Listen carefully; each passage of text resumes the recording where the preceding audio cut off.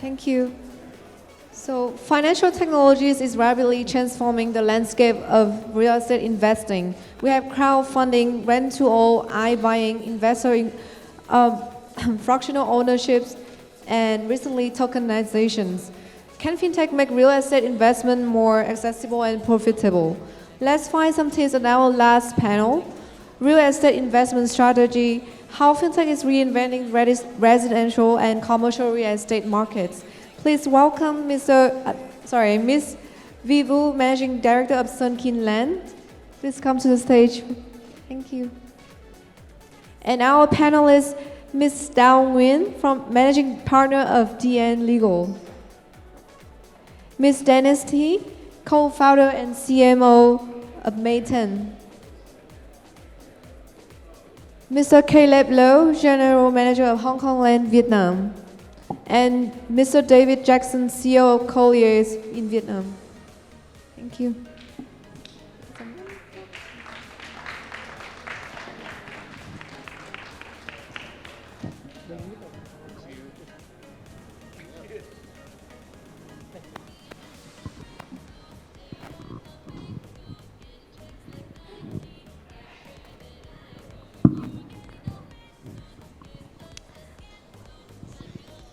Good afternoon, everyone. I'm very happy to see you all here today with a lot of familiar faces of PropTech, past events, and new faces to the event today. And all the people seem like in the real estate industry. So we send a very good signal that people are more, interested about, PropTech, innovation in real estate, which is a good thing. Even after COVID, I think a lot of, more people investing. This is the last panel, so I try to make it, short, so that you can have a break. We also tired. We have here our dear panelists from the opposite of my side, Mr. Caleb, law firm Hong Kong Land. We have the people who practice in real estate, developers, and we have David as advisor from Colliers in Vietnam. I think I'm correct. We have Ms. Đào Nguyễn, the very legendary legal counsel for every real estate in Vietnam. And then we have Denise, very, a new business model of real estate in Vietnam coming in. So I would like to give a little bit about, for people to understand about yourself. So, Caleb, could you please do Good afternoon. Glad to see everyone is sticking around, even though this is the last session. I believe the next session is even better, right? Oh, a little bit of introduction myself. My name is Caleb. I'm with Hong Kong Land. I'm the general manager. Have been in Vietnam, for close to 15 years already, so I've seen the ups and downs. But I'm really into the brick and mortar business. So it's interesting, to really share and also bounce off with the PropTech guys like you guys. We're doing wonderful things. Thanks, V. Thanks, Caleb. My name's David Jackson. I'm the CEO of Colliers Vietnam. Colliers is a global real estate consulting firm, and we consult from looking at valuations for mortgages for individual people buying houses, all the way through to big corporate organizations like Sunkin, like Hong Kong Land.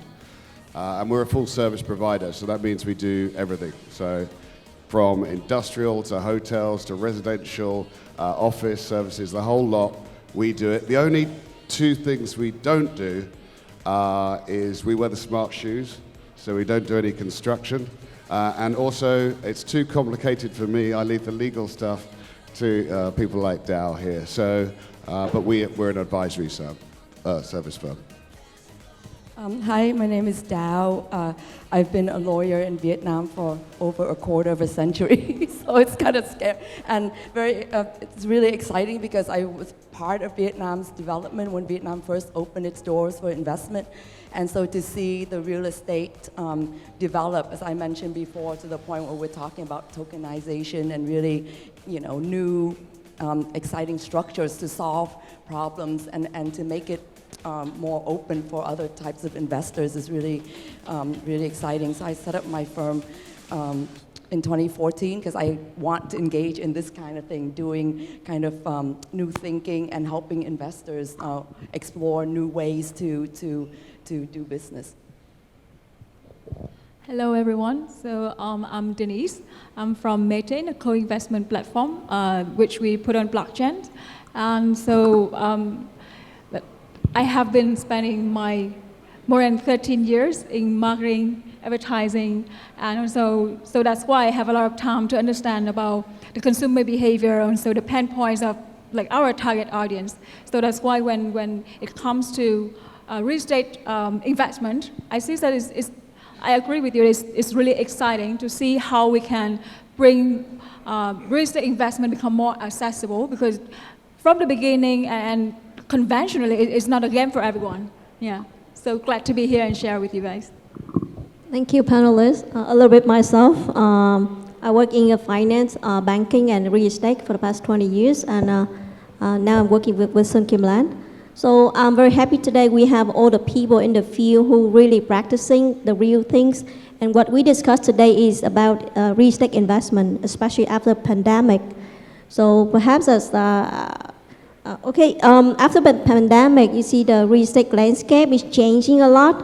I would like to, David, the question for you, would you like to share with the audiences how about the landscape real estate in Vietnam after pandemic? Please. Yeah, how long have we got? I think, actually, as you saw from the last panel, a lot of the industries have pivoted or perished, and they've changed and they flipped what they're doing. So as a consulting firm, we're always looking to the future and seeing what happens and advise. I think looking at Vietnam in isolation these days is you need to look at the global factors as well and how they influence, and then kind of delve into Vietnam. You have political instability in some of the major countries. You have a war going on. You have a 3-year global pandemic happening. Huge, as a result, huge changes in inflation. And people are uncertain about the future. And if they're uncertain about the future and where they're going to do with their money, you lose investor confidence. And that's basically what's happening around the world. If you look at some of the YouTube articles or the famous people talking about finance and investment here, they're saying that we are coming into another economic downturn, possibly. So when you're looking at what you want to invest in globally, you tend to move away from more volatile investments. You move away from stocks and shares. You can see this happening on share prices. You move away from Bitcoin and things like that, and you move into more stable, less liquid, but less volatile, and that's real estate or land that has a good stabilized capital appreciation of growth and return on your investment, but it's a bit less liquid. Now, when you're looking at Vietnam, Caleb's got one more year on me, but I've been here 14 years. And when I came here, it was another economic downturn. It was 2008, and it was difficult. And I've seen different cycles coming and going here in Vietnam. Now, Vietnam is on its growth cycle, and it is always the government here, one party, they have to have year-on-year growth and development, stabilized year-on-year development. And so they put in policies to control that and to make sure that it's stabilized growth. When we're looking at investing in Vietnam and where people are doing it, the simple fact is, in Vietnam, forget what you might read in the newspapers, every single sector is undersupplied and over-demanded and undersupplied, which means you need to build more. You have a 35% urbanization rate, which means there'll be more people living in the urban areas in 2050, and there's just not enough accommodation. And so every sector needs growth, they need development, they need kind of structure to it. To recap that all off, because we have limited time, but the government is trying to control the stabilized growth. So at the moment, for example, they're limiting the loan of money to stop people speculating and buying, and that causing maybe a potential bubble on stuff. So the government's controlling that, which means funding and financing is difficult to get to, so they'll come to Colliers, which means that we would connect them with foreign money coming in. And that's what's happening at the moment. So you're getting a lot of people looking at Vietnam because their own markets aren't so great. You look at China, Hong Kong, Singapore's still growing because everyone's moving out of Hong Kong. And you've got countries like Japan that are subsidizing investment of money for people to move their business away from other markets. You've got great trade going on here. You've got a great demographics of people. And Vietnam, if you read some of the newspapers around the region, they call it the rising star of Asia. They're expecting Vietnam to pull all of the economic stuff out of the region to have GDP growth and development. So Vietnam is the right place to invest in. It is the right time. You have to be careful what you're investing in, but the future's pretty bright here, to be honest, compared to other places around the world. And I take a breath. Sorry, that was a lot. Thanks, David. Chị Đào, would you like to share some legal aspect? I think for the PropTech fund, the last 2 years have been really good because it allows PropTech companies to think about their business model downturn, their downtime, to think about their business model, to incubate and to find like the best way to solve problems that maybe if it's like always happening in Vietnam, you don't have time to think about. And similarly, the government has also issued a new policy that Vietnam is going to focus on trying to develop a digital economy, with Ho Chi Minh City being the spearhead of, so there's a lot of policies that have been putting in place. So I'm very excited about it because I think that it's going to, new legislation will be issued to support the whole ecosystem, not just PropTech. So for me, that's very, very, very exciting because that's the government policy, from the Politburo down. Maybe back to the Caleb who practitioners, thank you, Jidao, practicing in the real estate traditional world and also very fancy about the new era of real estate. So would you like to share some of the view from the developers for the real estate landscape in Vietnam after pandemic, please? Well, there's two things I can see that there's changes. First is the use of space, meaning if it's a home, how to use the space. That will definitely cascade down to the developers thinking of how to design the space planning in the apartment or in the house. Because with the pandemic, with the lockdown, everyone is definitely felt that, they should have more space in the living room or the bedroom, or they supposed to have a location for their home office. So this is something that in the inside of the home itself, definitely there's a need of design change because the usage will be different. Anticipating that there's future, there may be another lockdown. Then in terms of facility-wise, as you know, with the lockdown, there is always going to be problem accessing to food, groceries.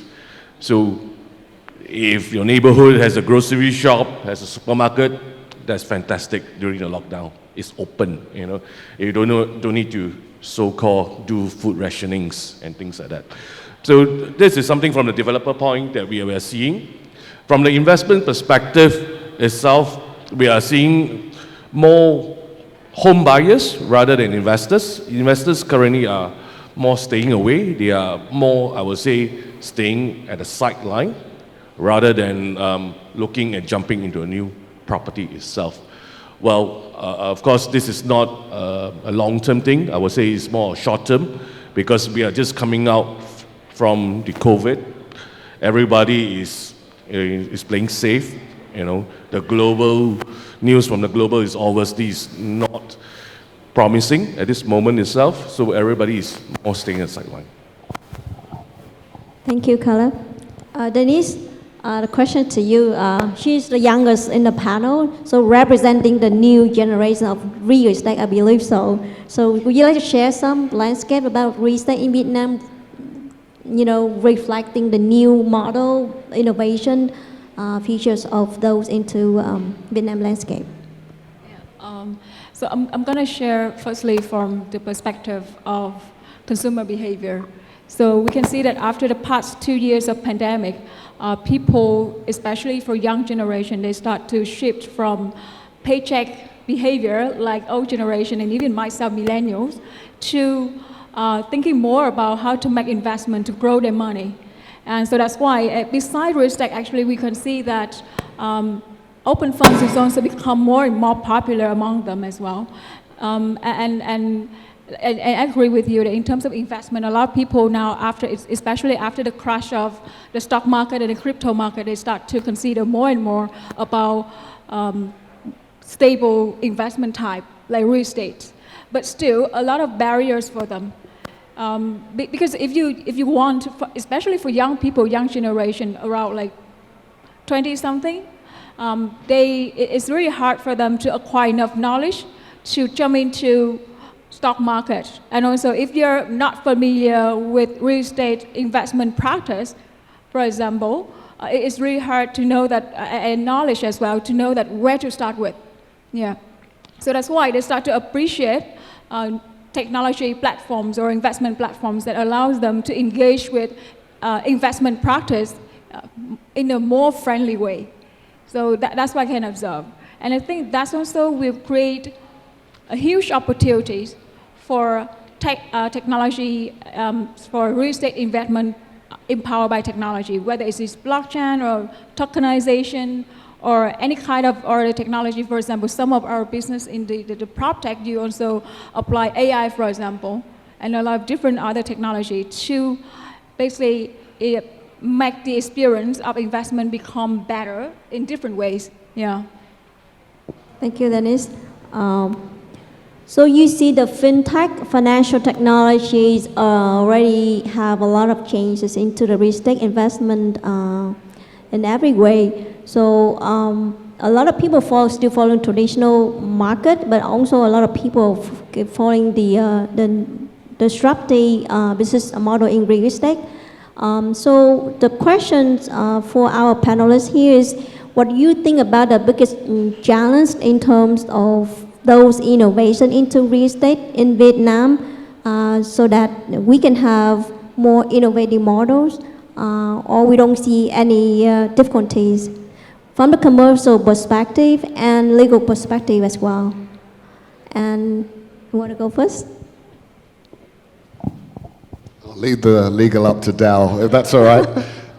Look, for me, when you're talking about Vietnam, this time a bit more focused, Vietnam has a few issues if you're a foreign investor or even a local investor. One of them is obviously in Vietnam, it's decree law. It's not the law of precedent, case history law like you get in other countries.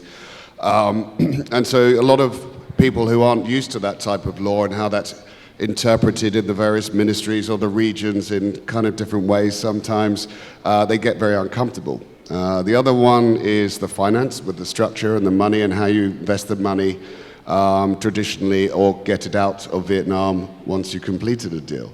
That also makes people a little bit nervous. Both of which are getting better year on year with the government, and there's more clarity on the ways that those should happen. I guess some things what we're talking about today, about people who are investing, and we're talking about fractional ownership, for example, or timeshares, which is another thing,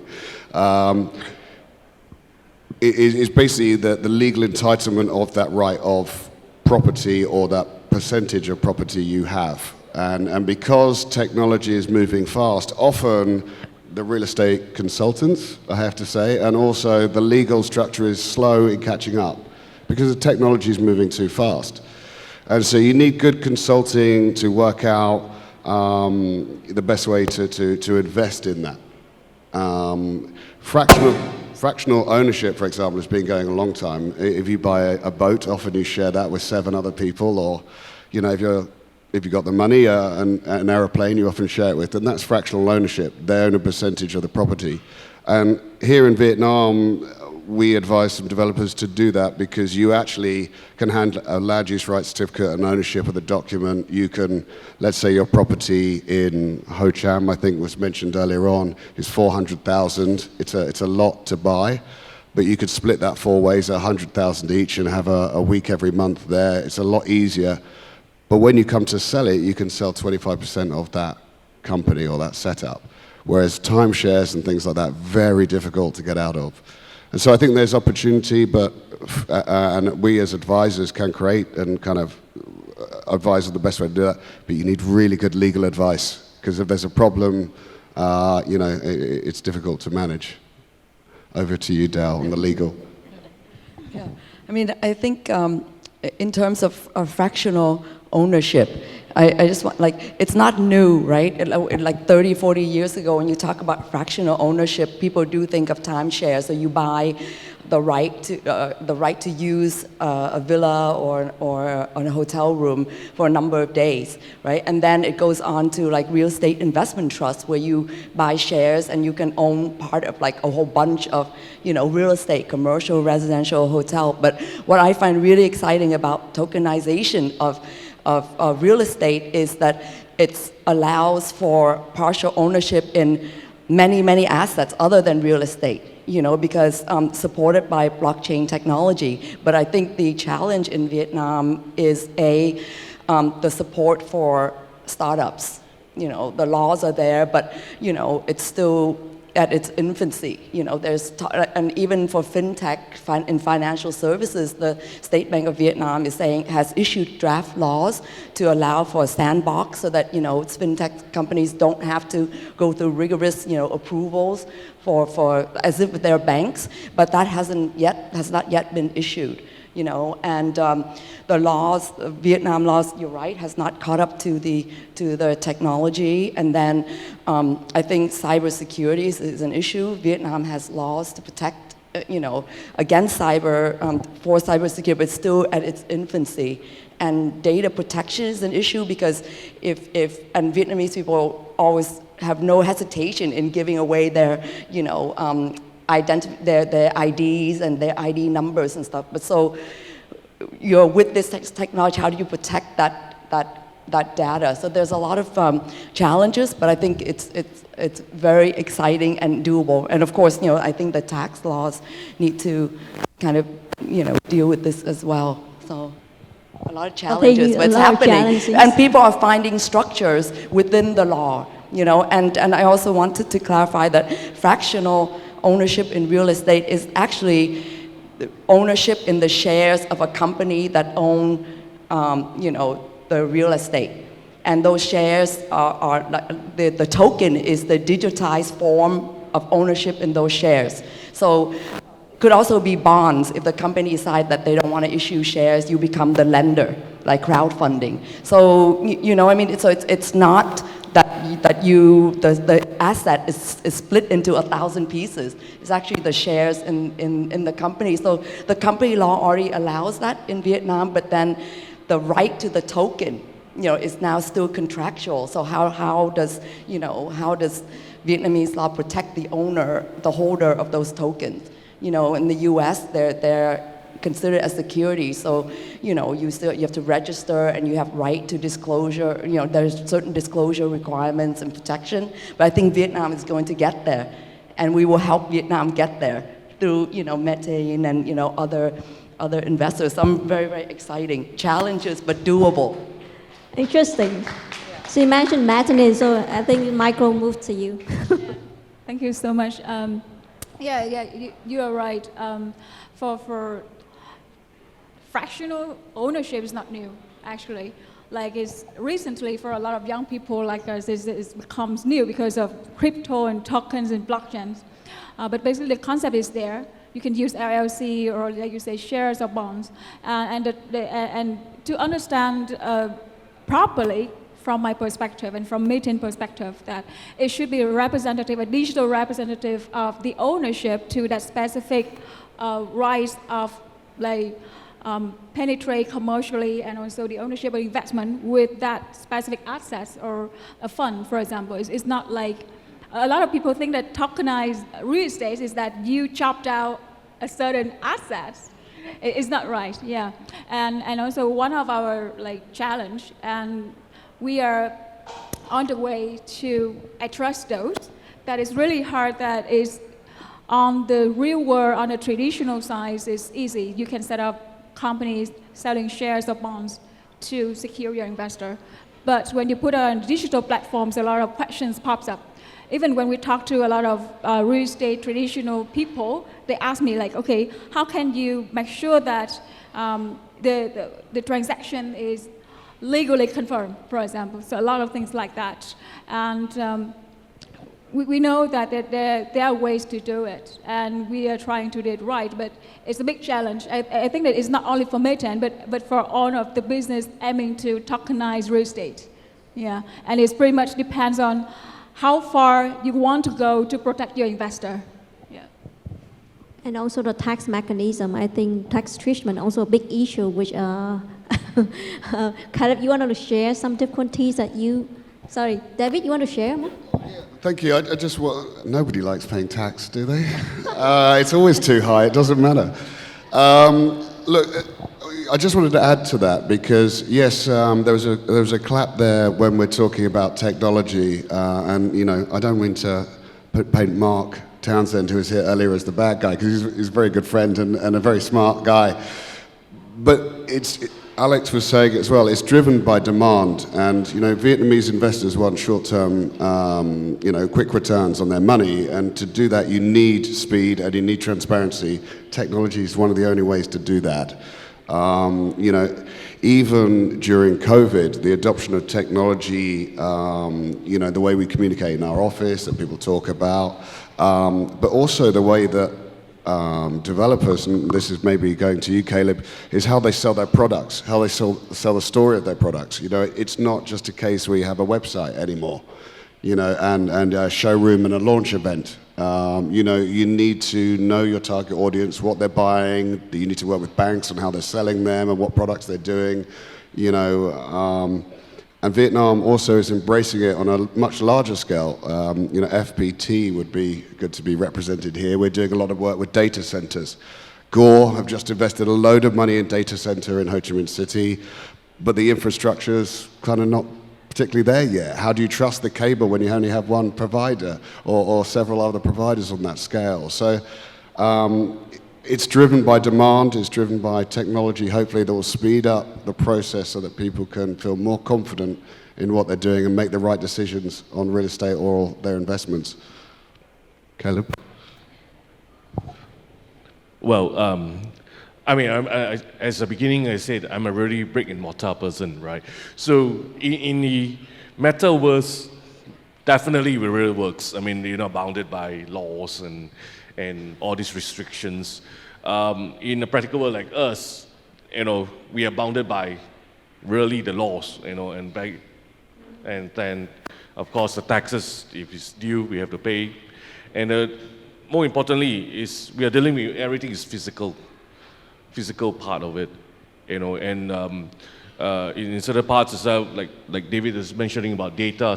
In Vietnam itself, getting the right data is always going to be challenging itself, whether it's transaction values or valuation values, that is always a big challenge.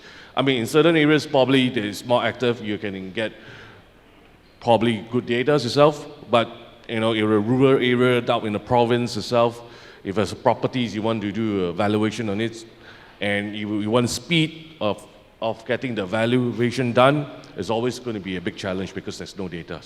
And data here is not transparent. As opposed to in the US, every transaction is being published. Everyone has the same information. So that enables everybody to look at the same thing at the same time. Whereas where we are, everything is based on word of mouth, or sometimes it could be also under-declared, in some cases itself. So the trustworthiness of the data that we are getting is always a big question mark. That leads to Of course, from the PropTech perspective, I always say is that, yes, as much as we want speed, we want things, but obviously there's always query whether the data we have in hand, that is something that we can trust, that is something that we can use it without having a doubt, whether that is, the number is high or low. Everyone must trust that numbers. That is something that I would say is still, we don't have a common platform in that database. Yeah. Sorry, I would like to add on, we're talking about challenges.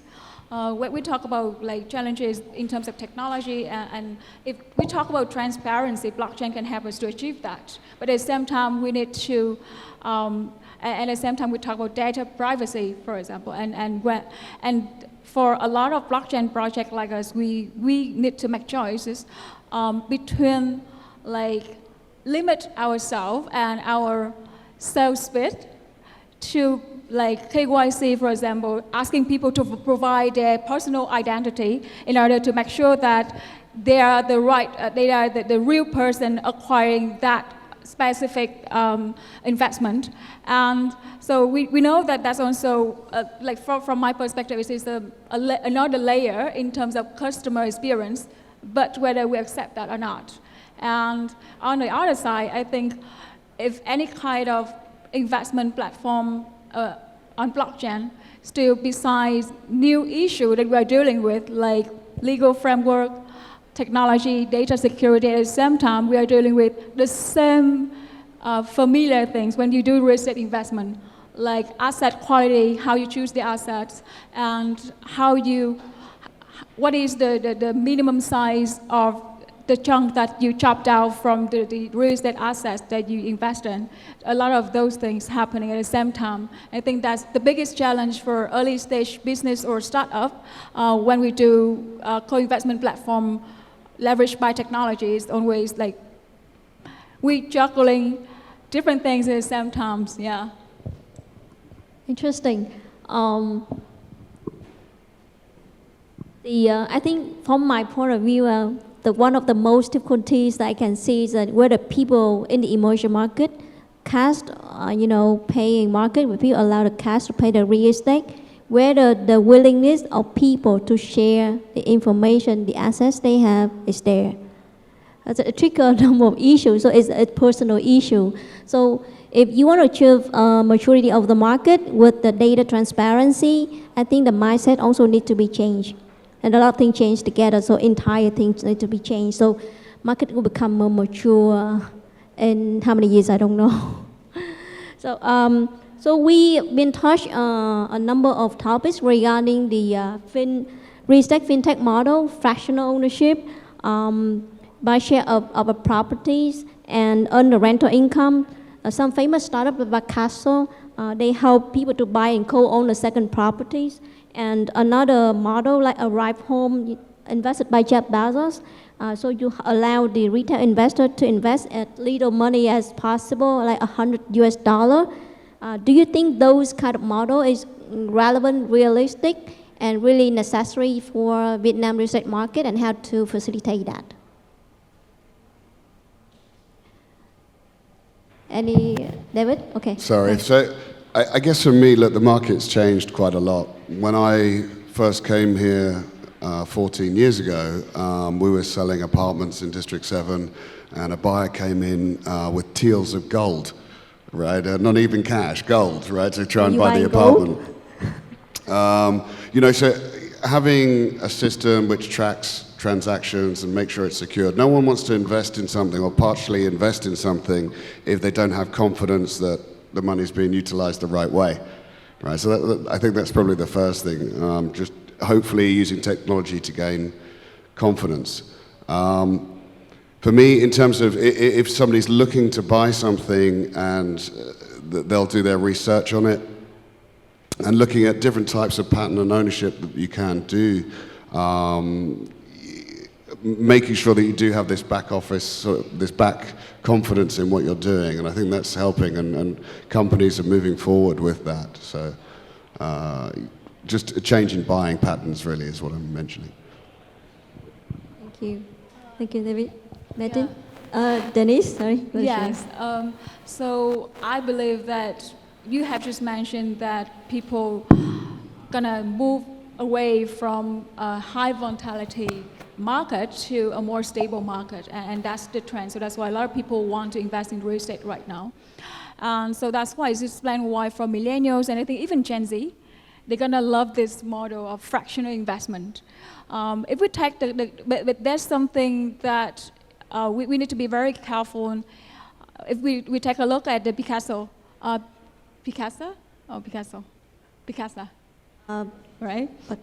As far as I remember, their target assets is mostly like a resource house, and with a very high valuation. So even when you chop down, the check size is still very big, and you will share around like 6 to 8 shareholders using the LLC model. And so if we look at that, basically their target customer is small.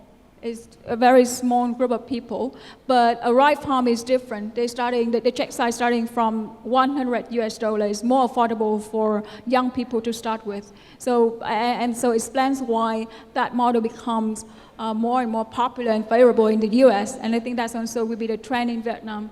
Yeah, so that's why we are doing Metain.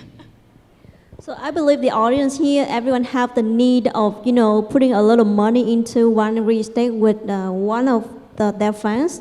And then, do you guys see any real estate model that happening in Vietnam to facilitate that transaction? For example, I want to buy a condo there, and then I and Caleb, co-invest. Those are the things that make it really happen in Vietnam. I always look at when you invest something, you always have to plan for the exit.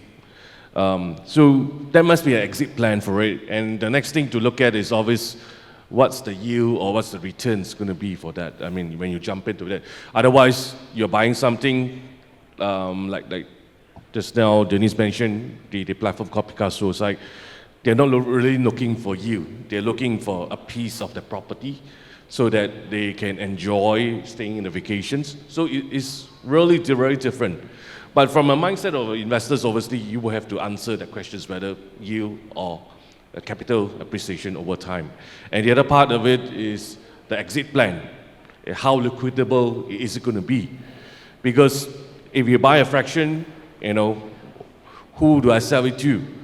If it's on the REITs, listed REITs, obviously it's open market, capital market, it's always easier. You're just dealing with transactions.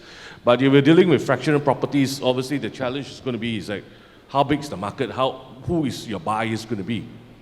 If it's only one or two, then the properties better be something that is just one or two in the world, that is so rare, is so beautiful locations that there's no replaceable of that property itself. Then everybody will be probably waiting at the queue, just like in the past,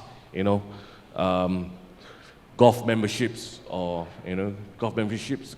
So people tends to queue up so that they can get into it because it's so limited and rare on it. So there's some of the challenges I will be questioning, as investors before I jump into it.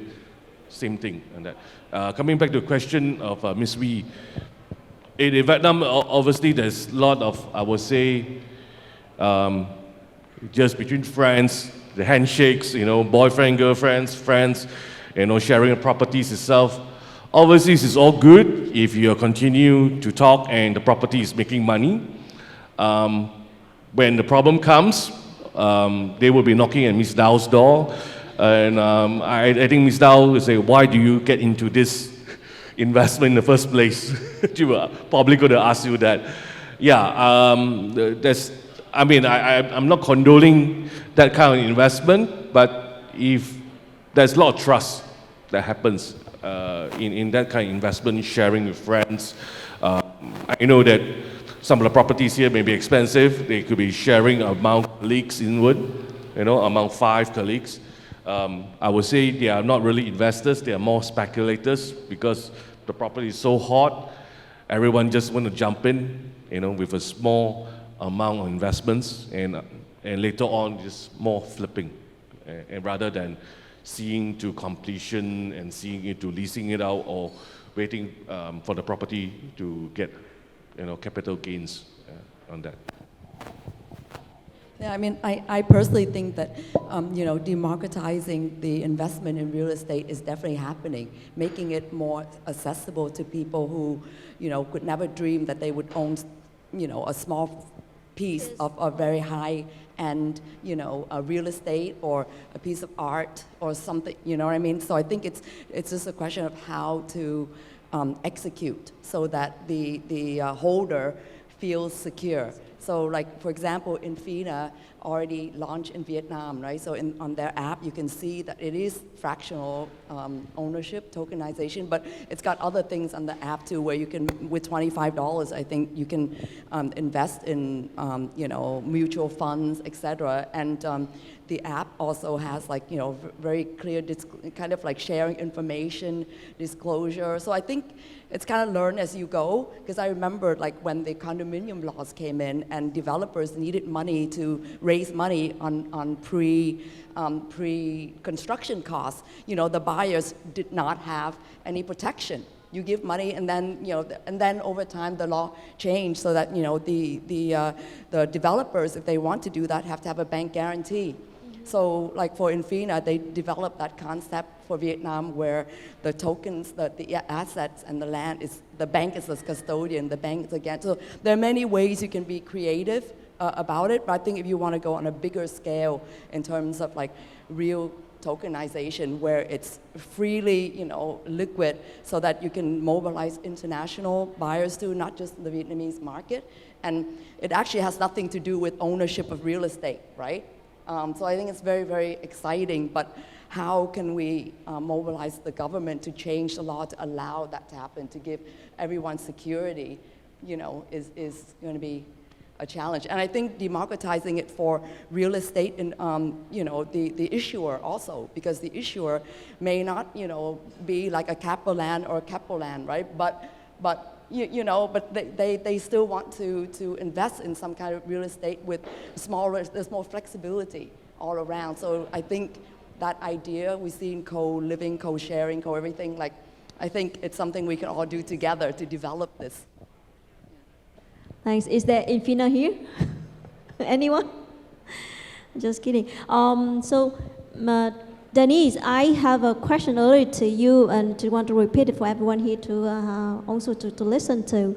So in Vietnam, for example, you, Ms. Dow, and other panelists here, if we want to invest into one property, we just sign an agreement. Here we go, right? Just sign agreement, and then one person can represent. Those are the things we make it easily, transfer the money, do things easily. Why we need to invest into Metain? I think it's not specifically Metain, but the reason why many people would love to engage with the co-investment model, I think it's moved from fractional ownership to fractional investment, because the number one reason is that, like you say, it's not an ordinary person cannot have the reach to high quality assets. High quality here means like you can have high APY, high appreciation value of the assets, and also you do not have enough time and also efforts and knowledge, for example, to really run that asset to increase the value of the assets during your investment. And secondly, it's about liquidity. So that's why when you engage with fractional investment model, it helps you to increase not only the ability to access to high quality assets, but at the same time, most of the fractional investment model will provide ways for you to sell your ownership, that investment, quicker. So which means that the liquidity is higher. Yeah, because if you talk among this panel, we may have enough money and access to those assets, but how about other people out there? Like people who, for example, have income below 2,000, 3,000 per month, they cannot access to those. Yeah, so I mean that's why fractional investment becomes sexier. Yeah. Actually, just to kind of talk on that, I know we're talking about fractional ownership and new products coming into Vietnam. I think, Vietnam is rising rapidly, and there's some seriously smart young people here, a lot in this room, that are changing industries and people and lifestyles and ideas. For me, even as a foreigner, if I wanted to invest in property here, several years ago, really quite difficult. I've got to set up a company, I've either got to put it under power of attorney. Okay, in recent laws, they've changed, and I can now invest not on owning land, but on property in certain areas with certain guidance. And if I sell it, I've got tax implications, and I've got to do it within a certain time. And then it matures a bit more, and it's changed. The company here, Homebase, for example. Traditionally, yes, banks can lend me money to buy property, but you try and do that paperwork. No one wants to take the risk. No one wants to do it. It's a nightmare. But at least third-party finance companies are looking at other models now to do that and help investors. And so, yeah, it's blockchain, it's fractional ownership, but each stage happens and there's a movement and alignment. But it often takes the older consultant a bit of time to get used to it. But thanks to PropTech, and it's very good to be here today, but these smart minds are changing the planet. And changing real estate is the second biggest investment in Vietnam and often around the world. It's a hugely expensive product to come in. So anyone that's changing that and making it open for everybody to trade and invest in and own is a good thing. Thanks, David. Maybe the next, we should move to another FinTech, real estate FinTech model where iBuying. Like iBuying is a model where instant buying. So you have a house, you can put it into the website, whatever house details, and then they come up with the price, and they can buy from you at that price if you need the money. So and then they renovate it and sell to other people, making money. So panelists, please, do you think that this kind of model is relevant or helpful or whatsoever that in Vietnam landscape? Well, from the user looking at the business model, definitely is very useful. But having said that, it's obviously, like I speak earlier, is bottom down to the valuations again. What is the agreed valuation between buyer and seller? Because it's bottom down to accessibility of data. In this case itself, obviously, in certain region like the US, whereby transactions, data is readily available. That makes it very easy, whether it's for the seller or for the buyer to agree on the pricing itself. What else, if we back to context in Vietnam, we certainly do not have these data really available in every single properties or in every single district itself, not to say in provinces or remote areas. So it makes it very difficult for the transaction to happen, or likelihood from the seller perspective, from the buyer perspective, they will really want to take a heavily discount on it. So if it's too heavy discount, obviously the seller will not transact it and no transaction will happen. So this is a tricky part. Obviously, in practical world, it works very well. I would say everyone today wants speed, wants quick turnaround, and this facilitates it. Thanks, Caleb. Chị Đào, Denise, this is more about innovative real estate. I think beside what you have just shared, for iBuying modules also provide something else for people who own the assets and they want to make money from it. But a lot of us, we would not have enough time, money, resources to really do it. And so that's why such platforms offer us tools and consultings and like resources to maximize our investment. So like from the beginning of this summit, I also share with everyone that I believe that any kind of technology, even technology in real estate or in finance investment, it should find a way to improve the experience, to make it more effective. To, for example, in this case, if anyone who wants to do investment, whether you have money or not, maybe you have assets, you don't have assets, there should be the technology role should be in a way to improve and maximize the effectiveness of your capital. Yeah, and yeah, so and that for iBuying, I think that that's a very good model. And like you have shared earlier for fractional investment, you said that years ago you cannot invest in real estate, right? Yeah, it's true. 10 years ago, you need to have a Vietnamese wife in order to own Vietnamese real estate asset, right? But now through the new technology like blockchain or the fragmental investment is easier, and we can make the market of real estate in Vietnam, and when we scale, every business when we scale actually will be more other markets and make the market of real estate not only locally like before, but also it will be a global market. I think that will be a very inspiring vision to have. Thanks, Dennis. David? No? Not much to add really on that. Okay. No, I'll leave that up to the people that know. Thank you, our panelists. So in general, I see a lot of things exciting in the next few years, even coming from commercial perspective or legal perspective. A lot of changes from people in Vietnam, from the regulators, from the market participants. So I think even after pandemic, people buying more, a lot of properties, not only because of after pandemic, they even buy more.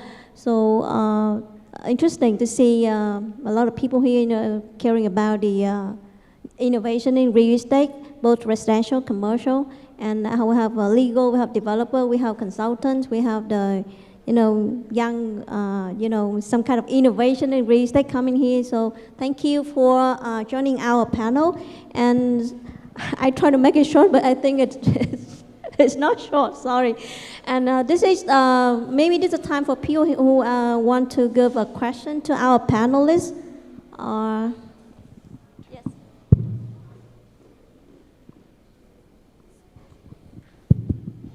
Yeah, I would like to ask a question to Denise. Okay.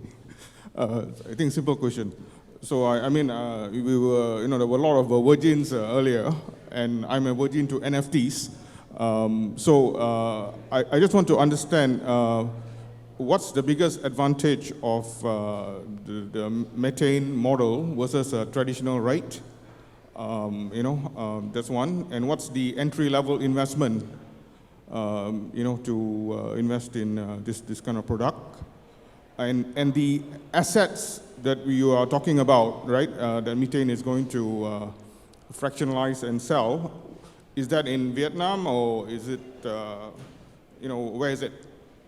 Yeah, those are my questions. Thank you for your questions. We choose to invest in Central Business District assets, which are income-producing assets, to make sure that we have a high-value assets to run with. And secondly, your question is in terms of like how small or how big is the chunk that we chopped out for investment. It is, we started as low as $10 for one unit, because it comes from our obsession of the problem that a lot of people cannot access to real estate investment.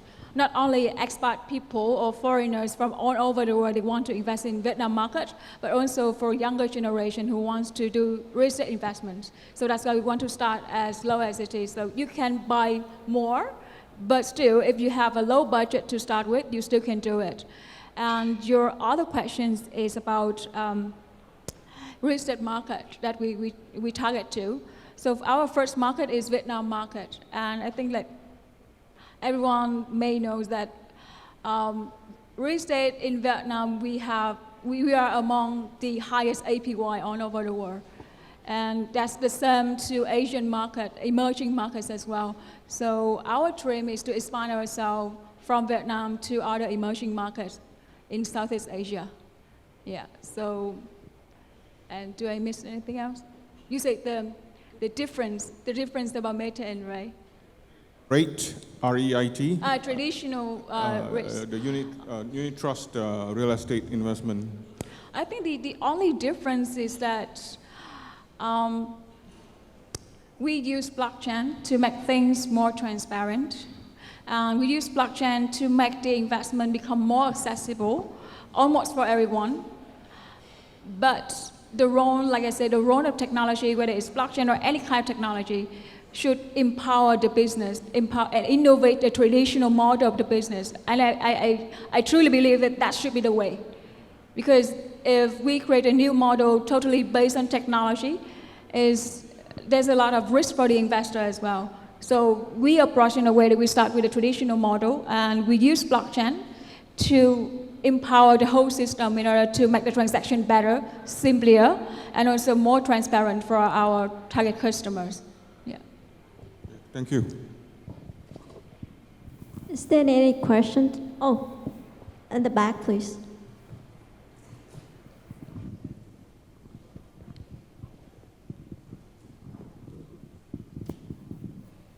Hi, sorry, this question is for the panel, maybe particularly for Dal. I think the question would be, as the panel mentioned, fractional ownership, in particular for foreigners, is not very friendly currently in Vietnam. The question is, do you see that changing in the future, and are there any good solutions today to solve that? In particular, can I further ask the panel to segment that by residential versus commercial hospitality? Thank you.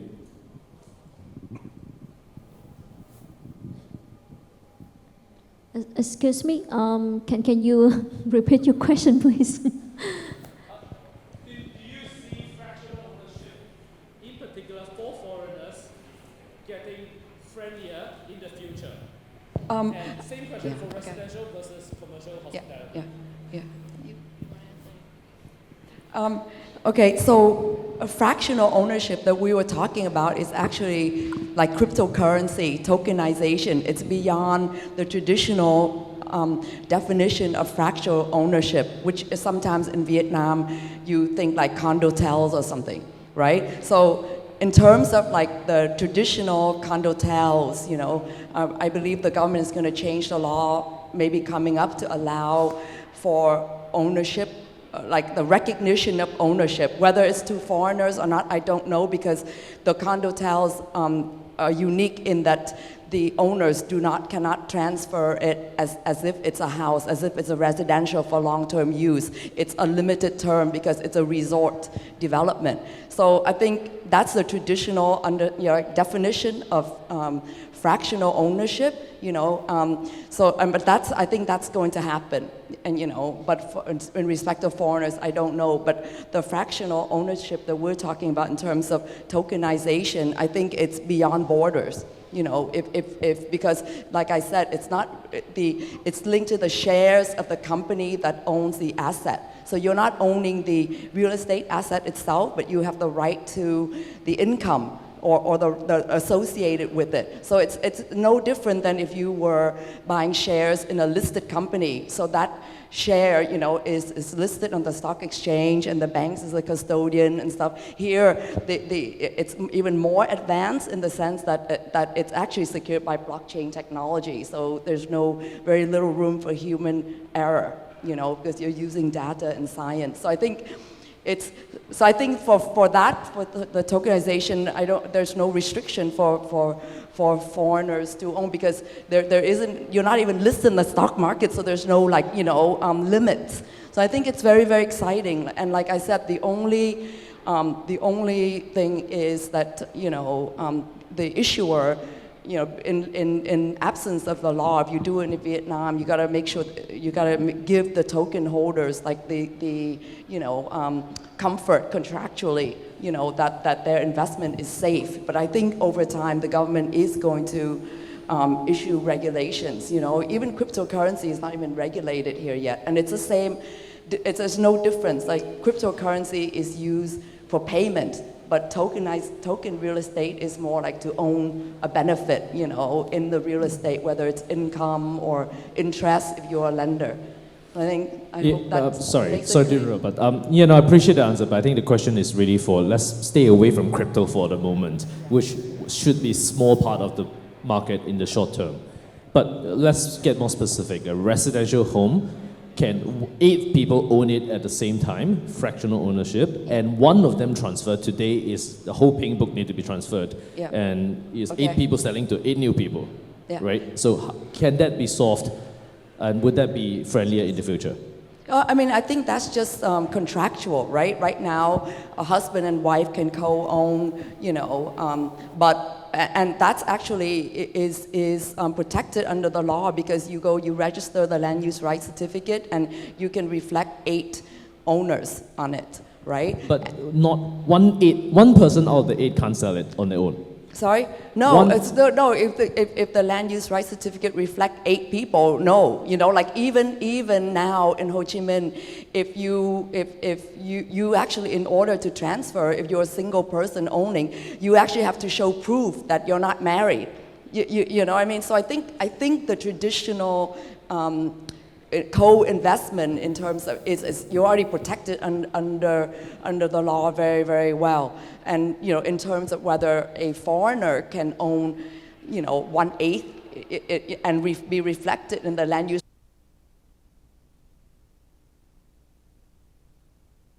Yes, if ownership a share in the company that owns that real estate.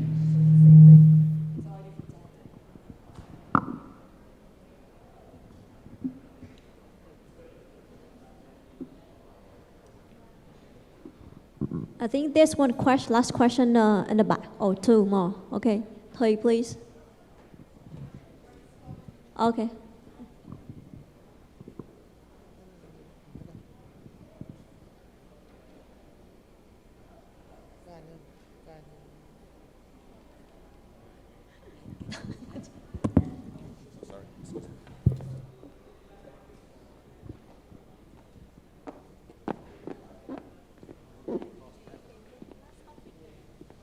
Yes. Hi guys.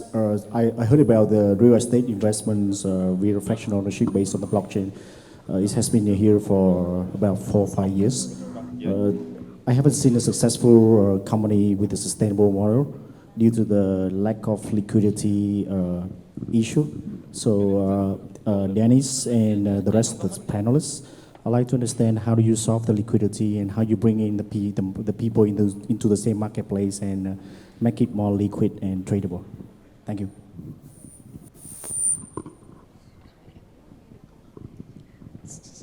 Excuse me, can you please repeat a bit noisy? Sorry. Yes, my question is how do you solve the liquidity in your real estate marketplace when you want to fractionalize the ownership of the land? So whenever people sell a fraction of it, there must be a person or a group of people who are going to buy it immediately, right? So how do you solve when you scale?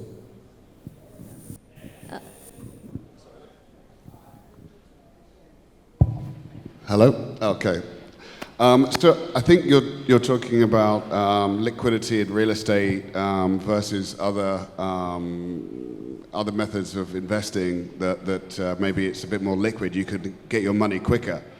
Is that right? So I guess what we're saying is, as an investor, whether you're corporate or personal, you have a choice to put your money in the bank. You have a choice to put it on bonds. You have a choice to invest it in the Russian roulette in the casino if you want to, or whatever. You can invest in anything. Now, traditionally, transacting in real estate is quite a cost process. It's quite a timely process. It is one with maybe lots of approvals or bank loans or finances, which is why it's more stabilized growth, because it's less reactive to the markets. Now, one of the things going forward is that, for example, in Vietnam, if I wanted to sell land, or I wanted to do an investment here, I might have to register that trade with the Ministry of Investment, make sure it goes okay. It could take a couple of months to transact.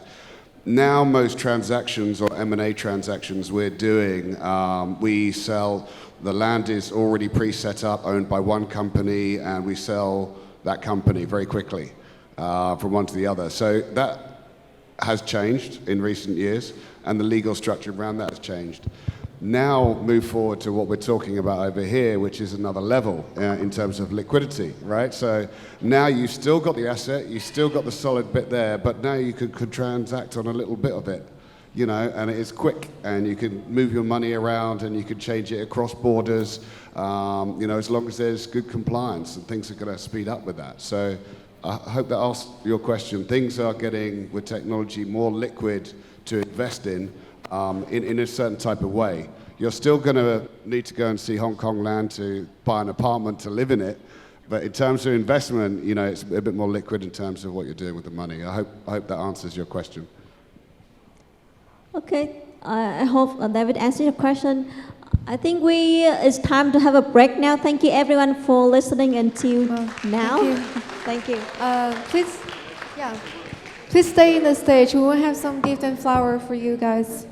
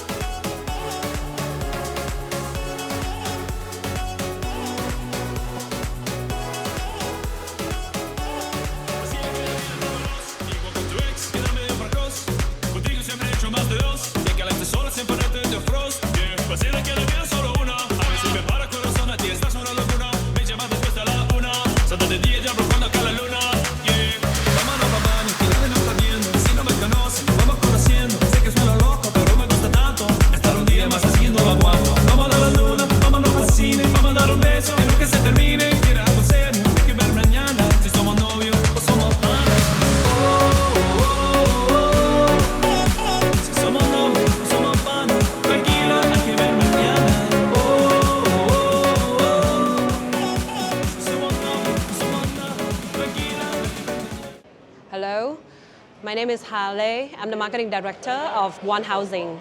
So it's my pleasure to be here joining the PropTech Vietnam Summit 2022. And in my opinion, PropTech play a very critical role in bringing a lot of innovation and differences to the real estate market of Vietnam. With the power of technology and data, we will be able to generate a lot of actionable insights that help the customers, help the agent, help a lot of other stakeholders in the real estate transaction to make wise decisions, speeding up the transactions and also increase the experience and convenience amongst the people. So I think, I really hope that PropTech Vietnam Summit will be the opportunity for people to gather and share their ideas. So we learn from each other and we actually elevate the real estate market of Vietnam in the future. Metain is a co-investment platform aiming to be the first REIT, real estate investment trust, NFT exchange and ecosystem built on the blockchain to provide the most secure and transparent experience for our investors. Metain is backed by investor IDG Capital, bank trustee, UOB, financial and audit, Deloitte, legal advisor, Morgan & Lewis and DN Law, real estate valuation partner, CBRE, blockchain partnerships, KyberSwap, Certec, Verichains, and BlockPass. Minimize risk by maximizing